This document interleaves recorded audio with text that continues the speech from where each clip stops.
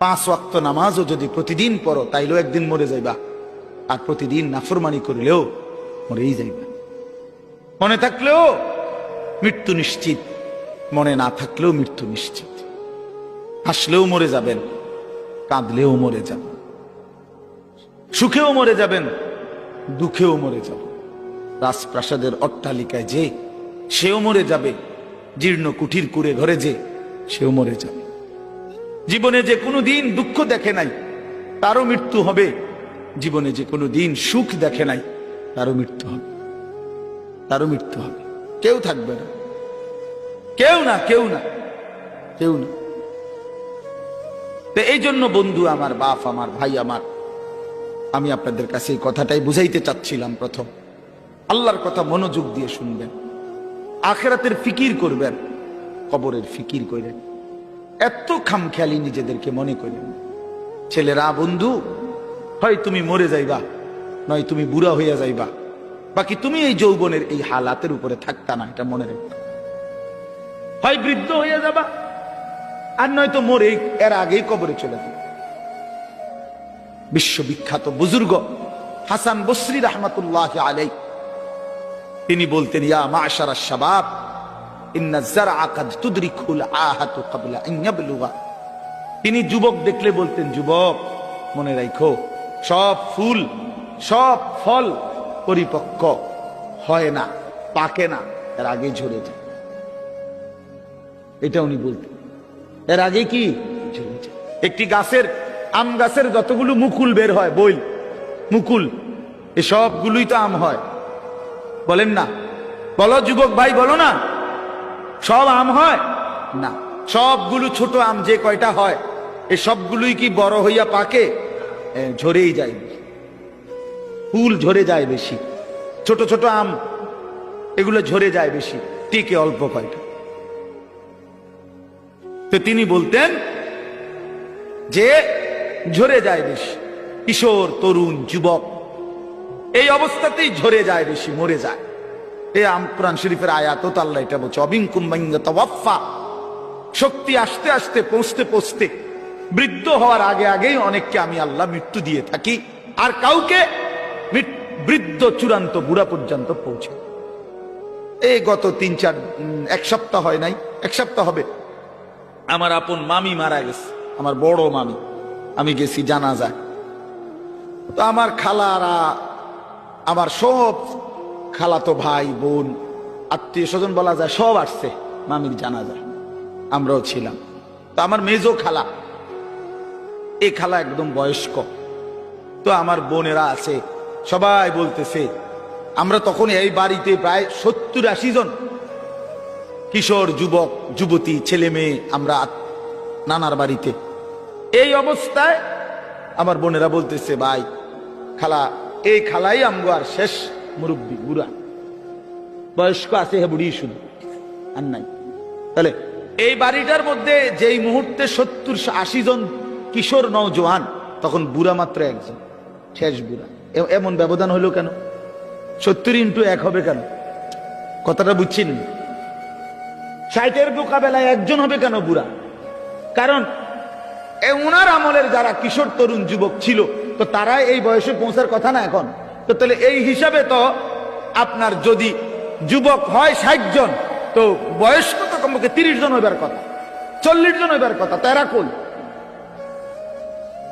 আমার হিসাবটা বুঝছেন নি আপনি? তাহলে বোঝা গেল ঝরে যায় বেশি, চলে যায় বেশি, থাইকা যায় অল্প, থাইকা যায় অল্প। পুরা বাড়ির মধ্যে দাদা একজন,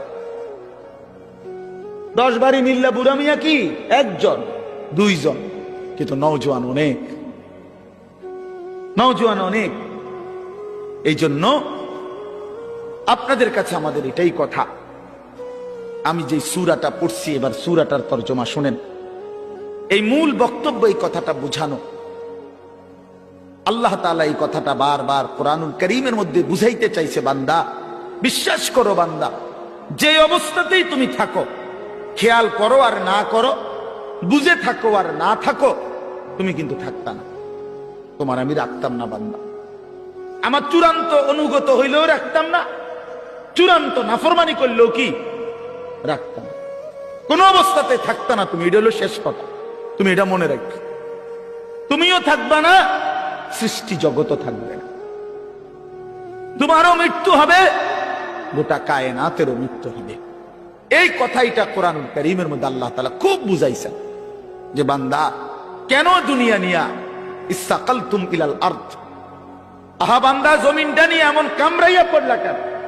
ইসসাকালতুম অর্থ এইটা মানে কামড়াইয়া ধরা। আমি যাইতাম না, বাচ্চা যেরকম অনেক সময় ধরে না, আমি যাইতাম না, এতে এমন ভাবে ধরছে যে এতে আর সরানো যায় না।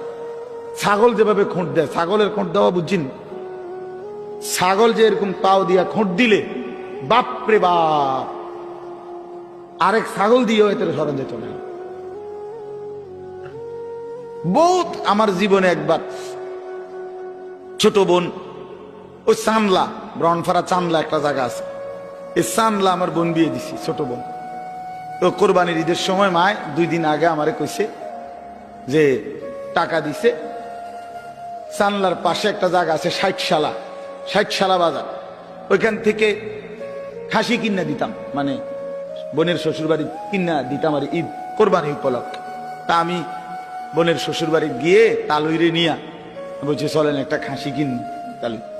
তো চালুই বয়স্ক মানুষ, খাসিটা কিনার পরে আমি হাবড়ারে কইলাম তালুই অল্প দূর রাস্তা, 60 থেকে আর চানলা যাইতে নাই, তো 10-15 মিনিট 20 মিনিট লাগবে, আরো আগের কথা। ওই সময় আমি কামেলে পড়ি, 2003 সাল বা 4 সাল এরকম হবে। তো আমি হাঁটাই এই নিয়ে যেতে পারবো ছাগল, এটা আপনি রিস্কা দিয়ে যান, আপনি বয়স্ক মানুষ। আহা, আমার 14 গোষ্ঠীর কোনো পাপের কারণে আমি এটা ধরছি। আমি শেষ পর্যন্ত অজরে মানে কাইন্দাই দিছি। আমি তো জানি না আগে কোনো সময় ধরছিও না, জানিও না এটা যে এরকম খোঁট দেয়, এই কথাইটা আমি জানতাম না। কি পরিমাণ কষ্ট করে বিশ্বাস করেন এটা আনছি, এই কদ্দুর জায়গা বাড়িতে আইনা আমার বোনে ধর, মাই কইছে তোর খাসি রে ধর, তোর খাসি কত। এটা যে তার হাতে দিছি, বোনের কইছি ধর, এটা ধর যা, এ কইয়া যে আইসা লাইছি, ভাতও খাইছি না, জিদ দে। তাইলে কি বোঝা গেল? এইভাবে খোঁট দিয়া ছাগলের খুঁটির মতো আল্লাহ বলছি সাকালতুম ইলাল আরদ, হায় বান্দা এভাবে বুঝি জমিন আঁকড়ায়া ধরল, এভাবে জমিন আঁকড়ায়া ধরলা। আর রাদিতুম বিল হায়াতিদ দুনিয়া মিনাল আখিরা। এবার আল্লাহ বলে বান্দা তাহলে কি তুমি আখিরাতের বিপরীতে দুনিয়ার এই জীবন পেয়ে খুশি হয়ে গেলা? যথেষ্ট তো খুশি? এক সেট সোফা ছাড়বে তো, খালাস। 6টা টেবিল, 6টা চেয়ার, একটা ডাইনিং টেবিল, খুশি তো? যথেষ্ট। 2টা ওয়াল শোকেস, 4টা খাট, 4টা তোষক, প্রতি ঘাটে 2টা করে বালিশ, 8টা বালিশ, চায়ের কাপ 1 ডজন, ভাতের প্লেট 1 ডজন, নুনের বাড়ি 4টা, আর 4 বাথরুমে বদনা 4টা। আর কি কয় টাকার মাল? নাই তো 50 লাখ টাকার মাল ঘরে, এত হবে না। আচ্ছা ধরেন, ধরলাম ভাই, ধরছে জন, আর কোনো আপত্তি নেই, ধরলাম ধরেন 50 লাখ টাকার মাল।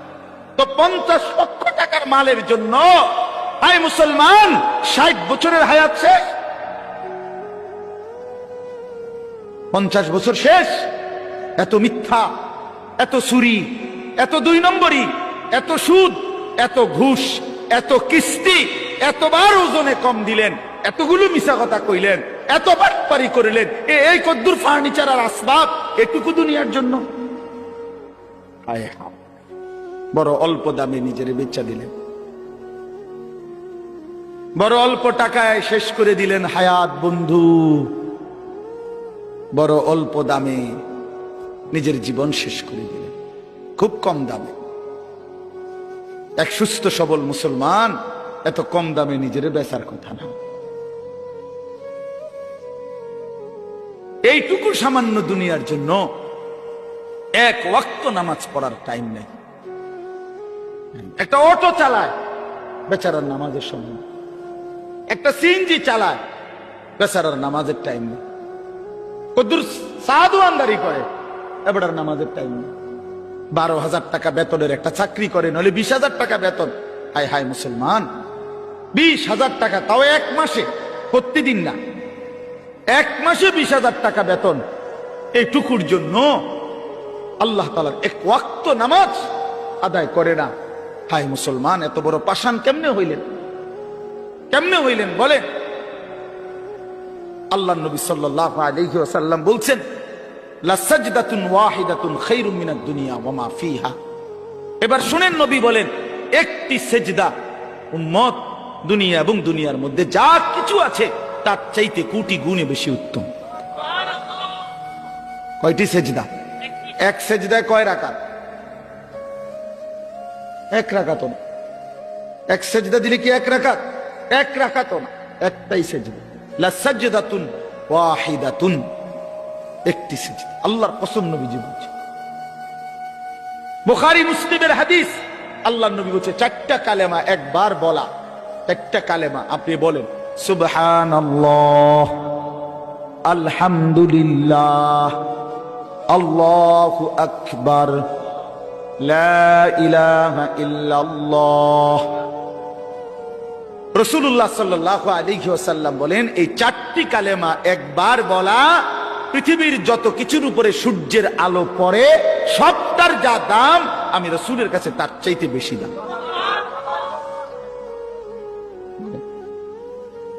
কি ধরলেন? কি হারাইলেন? কি হারাইলেন? এক ওয়াক্ত নামাজের মূল্য কত? ফজরের 2 রাকাত সেজদার মূল্য কত?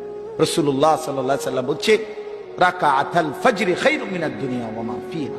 ফজরের 2 রাকাত সুন্নত, হ্যাঁ হাদিস, দুনিয়া এবং দুনিয়ার মধ্যে যা কিছু আছে তার চাইতে কোটি গুণে বেশি উত্তম। তো ফজরের ফরজ 2 রাকাত, এটা তো আরো আছে, এটা তো রই কতটা বেশি। কুল মা ইনদাল্লাহি খায়রুম মিনাল লাহবি ওয়া মিনাত তিজারা। কোরআন শরীফ আছে, একবার জীবনে সাহাবীরা প্রথম দিকে নবীজি সাল্লাল্লাহু আলাইহি সাল্লাম জুমার খুতবা দিচ্ছিলেন। জুমার নামাজের খুতবা ইসলামের প্রথমে শুরুতে জুমার নামাজের পরে হইতো, এটাই তাফসীর। মানে ঈদের খুতবা কখন হয়? নামাজের পরে। এই ঈদের খুতবা এখন যেভাবে হয়, প্রথম জুমার খুতবা এভাবে হইতো। মানে নবীজি ফরজ 2 রাকাতের সালাম ফিরাইয়া এরপরে মিম্বরে দাঁড়াইয়া কি করতেন? খুতবা দিতেন। এটাই ছিল তখন নিয়ম।